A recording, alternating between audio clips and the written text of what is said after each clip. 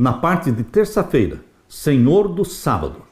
Vamos abrir a Bíblia agora em Marcos capítulo 2 e os versos 23 e 24. E aconteceu que, passando ele num sábado pelas searas, os seus discípulos caminhando começaram a colher espigas. E os fariseus lhe disseram: vês, por que fazem no sábado o que não é lícito? Não é a lei de Deus, os 10 mandamentos, que proíbe colher uma espiga e comer. Não é a palavra de Deus. Não é a lei de Deus que proíbe você colher uma laranja e descascar e comer. Mas as leis criadas pelos próprios doutores da lei, eles criaram 616 mandamentos. Eles pegaram os 10 mandamentos da lei de Deus e transformaram-nos em 616 mandamentos. Queridos, eles tornaram a lei de Deus pesada, opressiva. Não se podia caminhar mais do que 1000 metros no sábado. Não se podia carregar um livro, mesmo que fosse um livro sagrado. Não poderia se carregar nem mesmo um pão. E a lei judaica, a tradição dizia que se 2 pessoas carregassem o pão, ou seja, uma segurando a extremidade do pão e a outra segurando a outra extremidade do pão, então poderiam. Mas uma só pessoa sozinha não poderia carregar nem sequer um pão no sábado. Não se podia cuspir no sábado. Nada, queridos. Eles tornaram o sábado um dia opressivo, pesado, desagradável. E quando eles viram Jesus curando no sábado, eles entenderam que aquele seria realmente um prato cheio para que eles pudessem acusar Jesus Cristo de transgressor, porque ele não estaria guardando o sábado. Será que Jesus não guardava o sábado? Jesus sempre foi fiel guardador dos mandamentos de Deus. Ele era um fiel observador do sábado. Mas Jesus não guardava o sábado do jeito que os fariseus guardavam. Jesus veio à terra mostrar como devemos guardar o sábado. Ele disse: é lícito fazer o bem no sábado. É lícito curar as pessoas no sábado. É lícito ajudar as pessoas que estão passando fome no sábado, visitar os enfermos, levar comida para elas, levar remédio, levar libertação.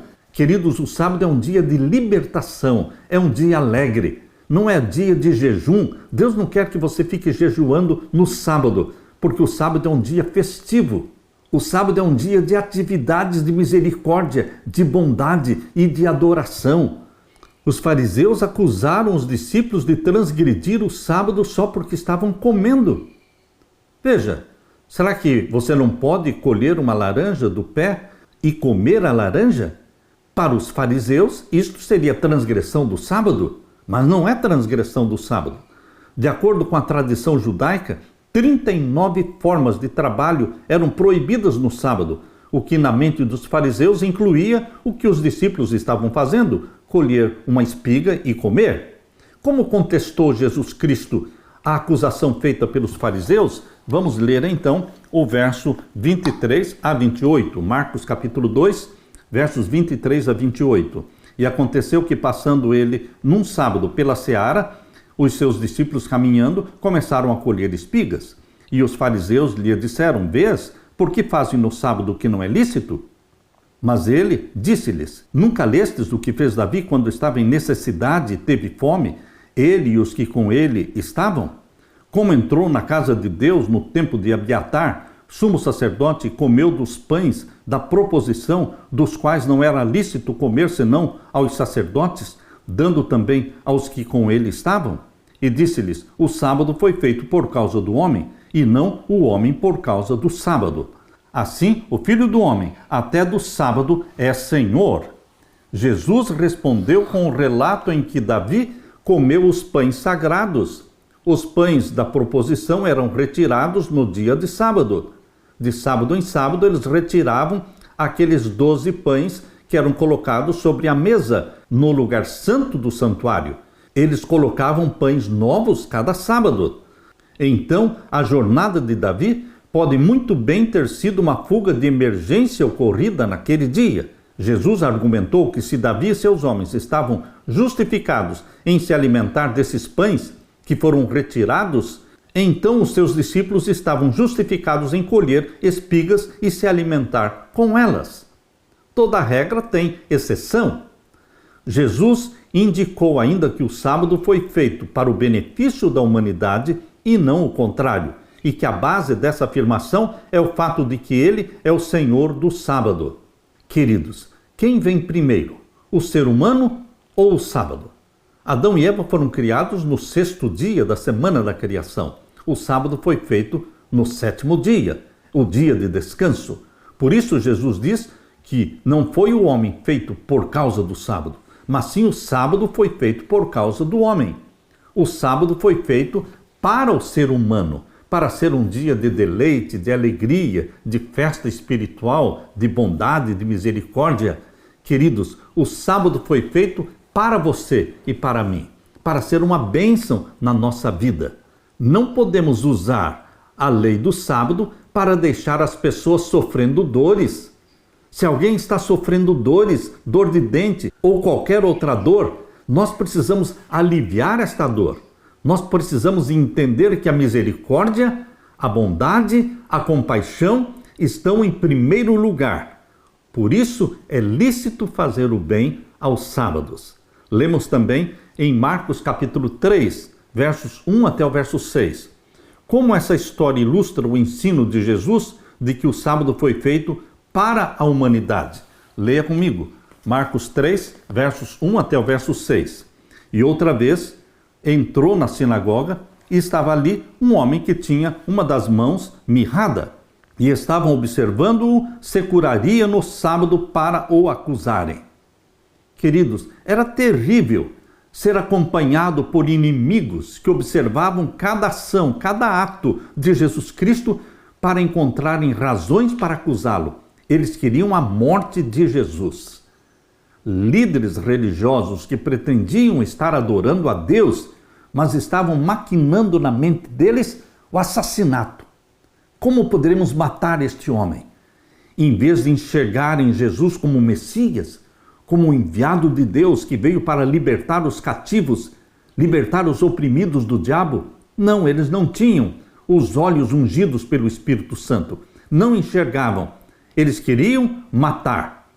Será que hoje é diferente?